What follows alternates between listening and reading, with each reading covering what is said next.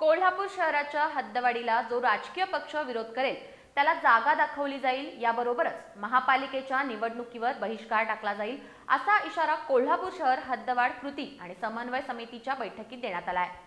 याबाबत न्यायालयीन लढा देण्याच्या सूचनाही मांडण्यात आल्या। कोल्हापूर जिल्ह्याचे पालकमंत्री प्रकाश आंबेडकर यांनी जिल्ह्यातील 42 गावांसाठीचा प्राधिकरणाच्या विशेष दर्जाचा प्रस्ताव शासनाकडे नुकताच सादर केला आहे। त्यामुळे कोल्हापूर शहराची हद्दवाढ होण्यात मोठी अडचण निर्माण झाली आहे। या पार्श्वभूमीवर बुधवारी रात्री कोल्हापूर शहर हद्दवाढ कृती आणि समन्वय समितीने महाराणा प्रताप चौकातील एका कार्यालयात बैठक घेतली।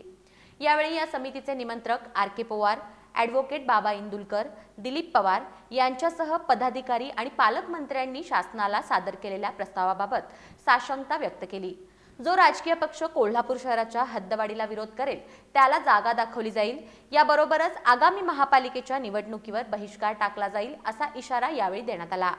याबाबत न्यायालयीन लढा देण्याच्या सूचनाही या बैठकीत मांडण्यात आल्या। यावेळी बाबा पार्टे, प्रमोद दाभाडे, किशोर घाटगे, अनिल घाटगे, अशोक भंडारे यांच्यासह समितीचे पदाधिकारी उपस्थित होते।